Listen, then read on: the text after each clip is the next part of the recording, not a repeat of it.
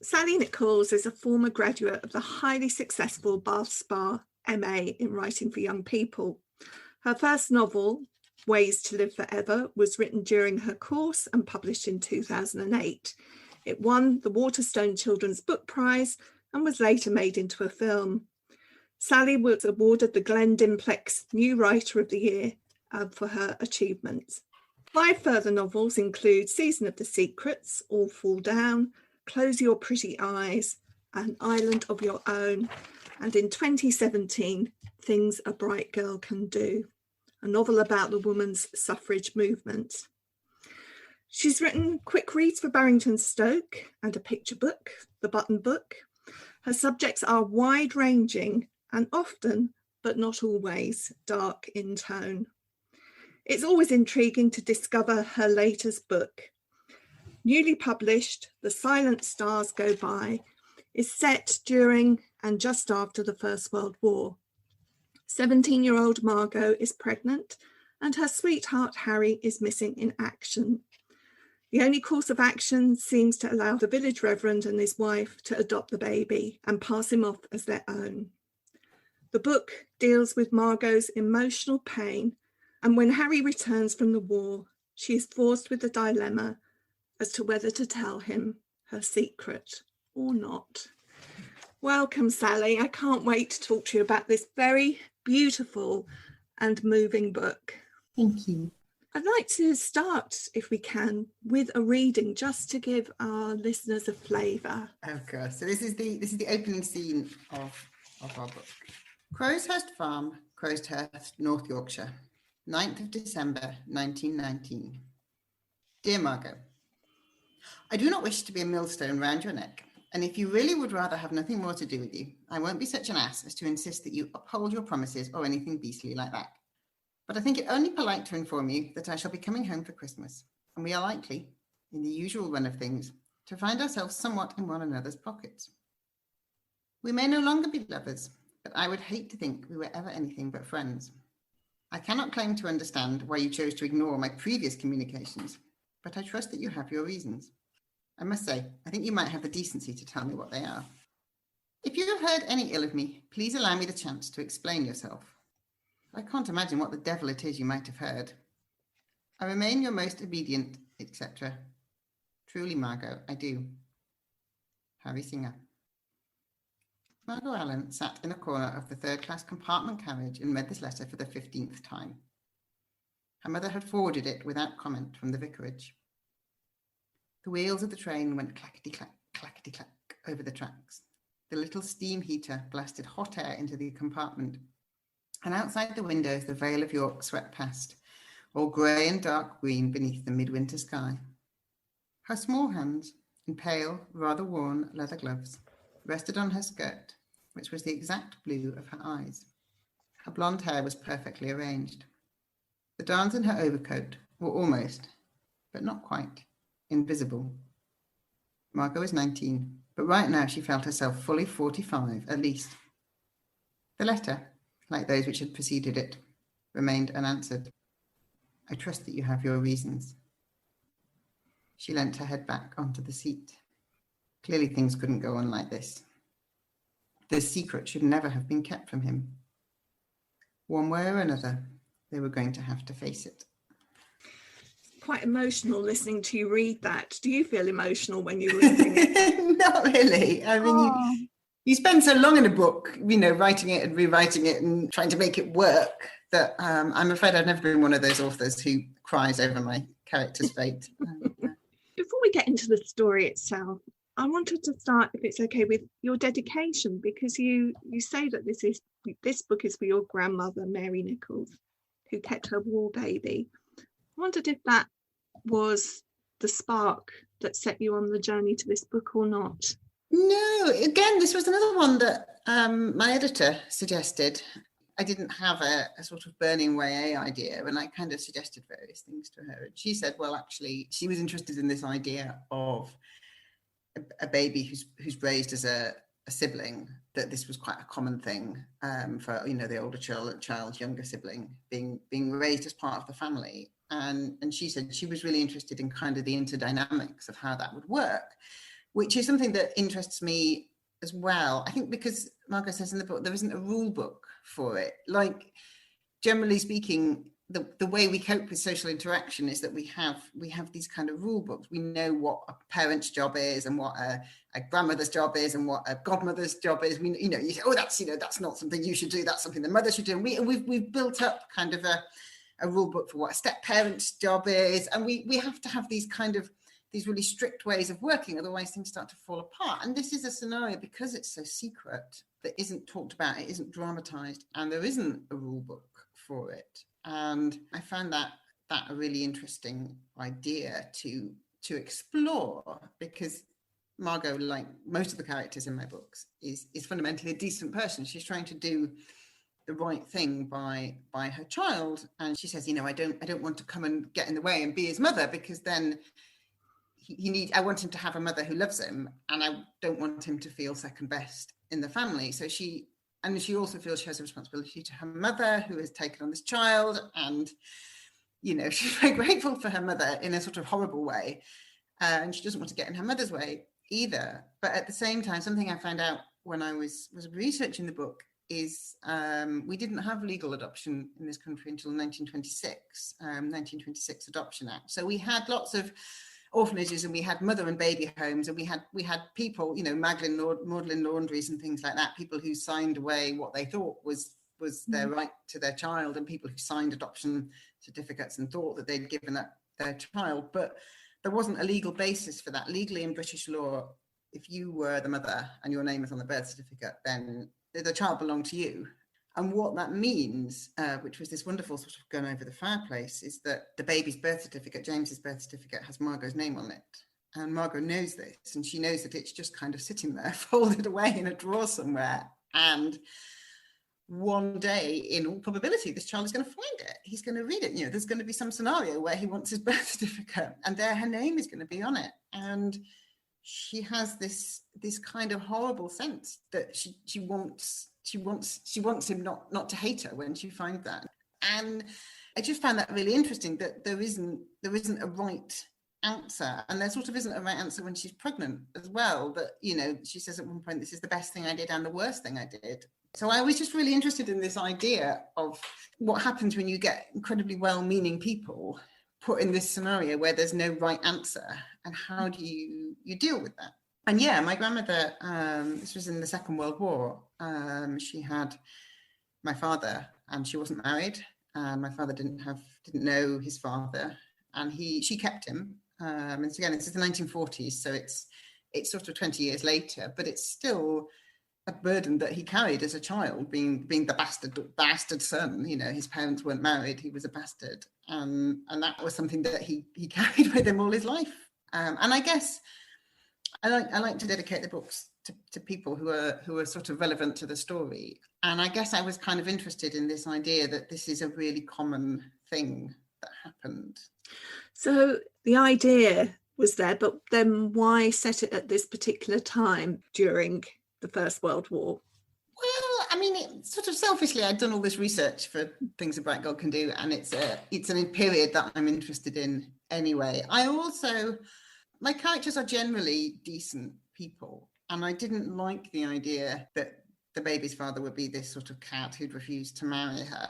I thought it was more interesting if he'd had a really legitimate reason for not marrying her, and the war was just kind of sitting there as an obvious reason. If you haven't read the book, the baby's father was taken prisoner in the war, and she thinks that he's dead, and he comes back in 1919, and she realizes that he's not dead, and has to kind of deal with the consequences of that. It's interesting because in this book there are no villains. There's nobody who's acting out of anything other than what they believe to be the best. Yeah. And as you say, a lot of your books are similar in that respect. And I think it's hard to write without a villain. So, there's nobody to butt up against. So how does this reflect your personal philosophy? And is it hard writing without a villain? It's not at all. It's what I like. I'm not really interested in reading about people I don't like. I find television programs like Breaking Bad, where everyone is kind of unpleasant. I'm just like, why do I care about these people doing the wrong thing? My husband and I have just finished watching all of ER, and that's really interesting because in the early series, everybody is basically a good person, and they are basically incredibly competent, and they're basically doing their best. And I found that incredibly compelling. And then it gets to later series, they start just bringing in these like incompetent idiots, and it just lost a lot of the appeal. Same reason I like The West Wing. It's competence porn, really. And so that's what I'm interested in writing about. I was also brought up a Quaker, still am a Quaker, and one of the key tenets of Quakerism is this idea of that of God in everybody, which some Quakers interpret as that of good in everybody. And that's something that is a huge part of how I try and interpret the world.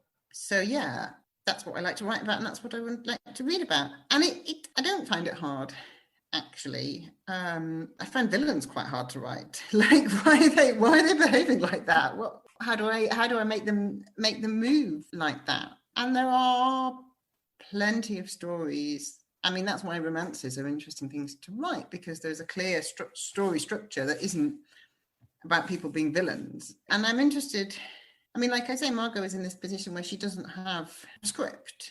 And I think it's a really interesting thing to wrestle with, this situation where there genuinely isn't a right thing for her to do. And there are plenty of wrong things, but how does she find a way that is right? And I think if you can see how desperately she's trying to get it right, it makes you more forgiving of her mistakes. Mm.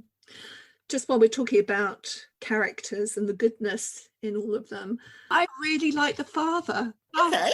There's two scenes that really stuck in my head. One was where he was making the biscuits on Christmas morning. Yeah. And James is sitting on his knee. That says so much. And then, of course, she has a kind of confessional morning with him, that early morning talk where she explains what she's done.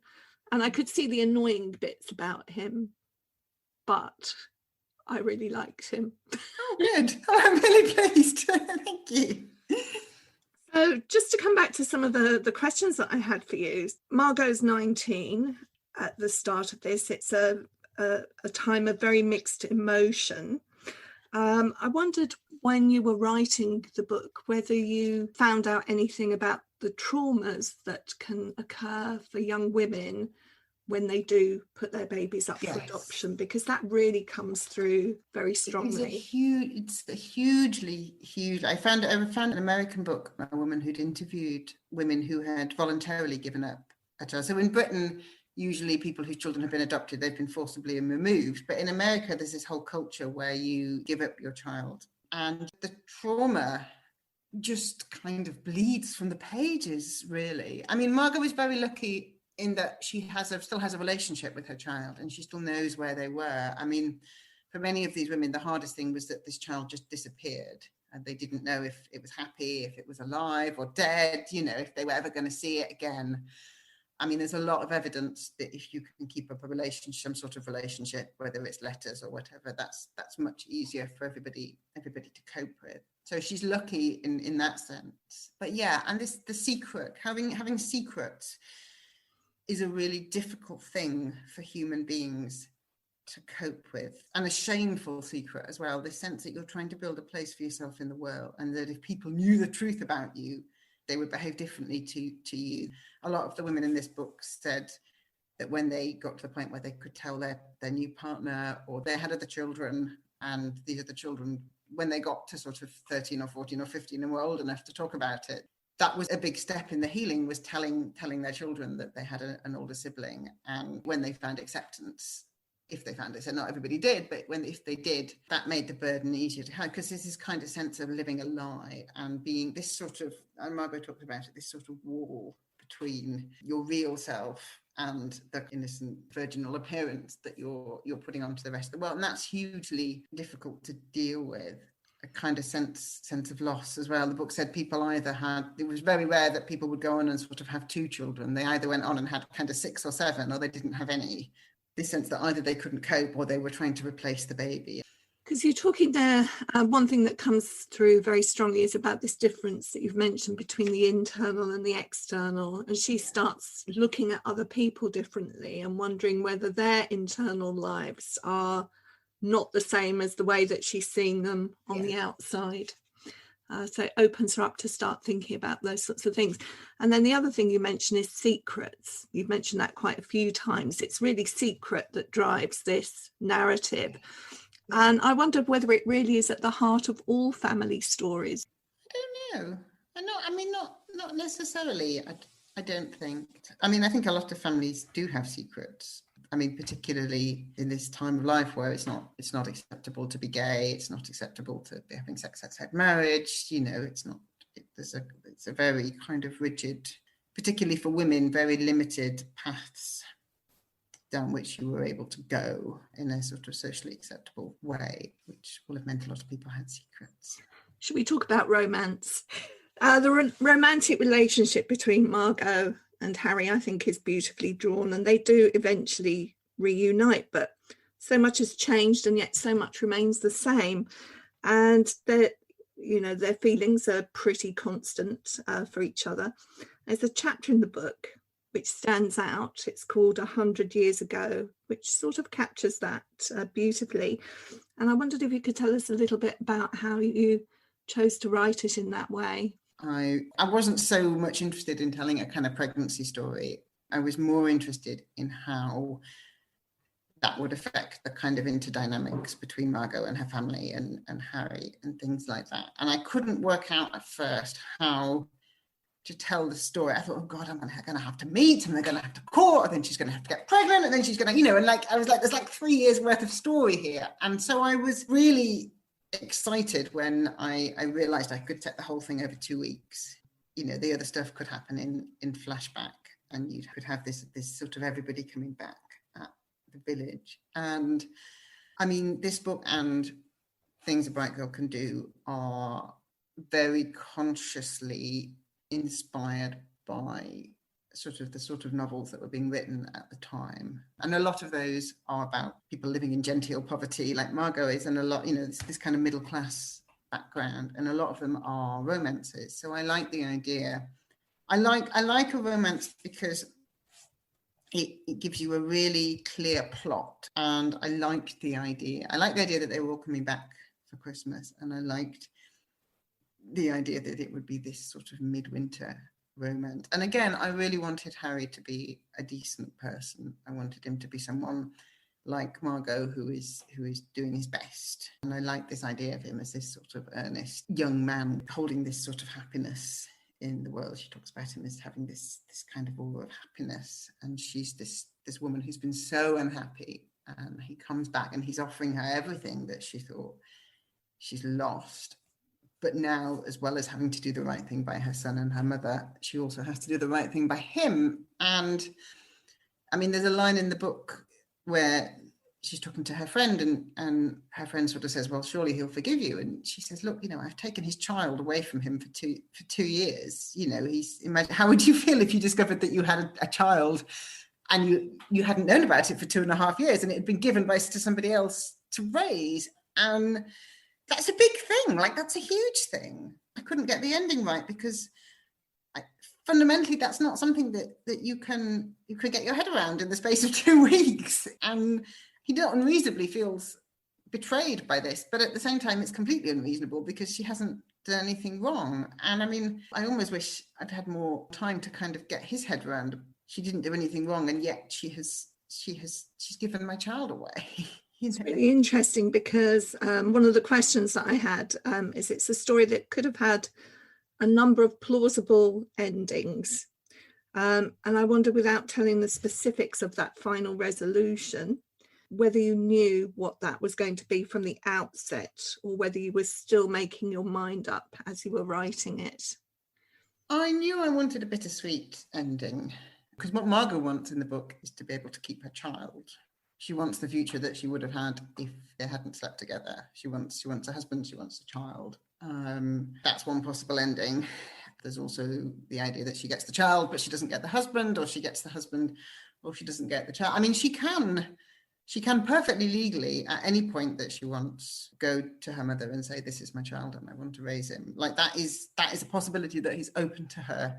And some people, the Astrid Lindgren, I discovered, had a child, and she put him in a foster home. So not with her parents, she put him in a foster home. And when he was 8, I think, she got married to a broad-minded gentleman, and she took the child back and was able to raise him. I mean, that's legally an option for Margot. And then there's the option that she gets the husband, but she doesn't get the son, or she doesn't get anybody. And yeah, I mean, those are all plausible. I know I have a bit of a reputation as a sort of tearjerker, but I do, most of my books have some hope in there somewhere.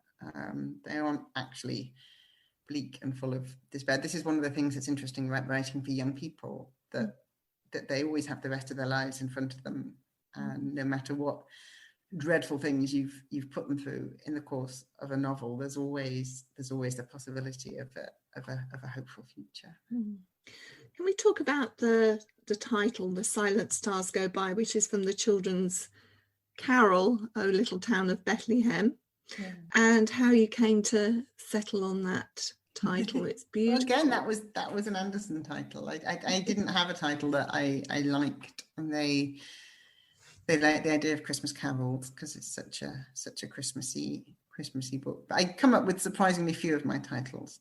A lot of them are from the publishers. Maybe I can ask you a slightly different question then. Why do you find it so hard to come up with titles? I don't. I come up with loads of titles. They just don't like them. Ways to Live Forever was my title, and Things a Bright Girl Can Do was my title. But I think a lot of the others involved some backwards and forwards before we found one that everybody liked. Well, it is an incredibly moving book. It's interesting that you said about the kind of period piece. I do know because I read your author's note, but I was reminded of Stretfield and the Vicarage family. Sort of book. It really, well, she grew up in a vicarage. I mean, that her autobiography is really useful because she's writing in 1960 or 1960s, and she's writing as a writer, so she's very good at all the details that you find interesting as a family. And I guess just the kind of obsessions with having the right clothes and having the right shoes and the right bag. I mean, a lot of her books are characters in this sort of genteel poverty, which is a very familiar theme from Edwardian literature. Yeah, it's interesting because I think you can get the factual detail from researching, but by reading the novel, you get the sensibility. And you get the feeling of the time as well. I always read a lot of novels when I'm writing historical. Sally, thank you so much for talking to us today about The Silent Stars Go By, and wish you all the best with it. Thank you so much. Thank you very much. Thanks for listening to In the Reading Corner with Just Imagine. If you have enjoyed this podcast, you can find many more on the podcast section of our website, justimagine.co.uk. plus via iTunes or SoundCloud or your usual podcast provider. Don't forget to pass the pod and recommend this fantastic free resource to your friends and colleagues.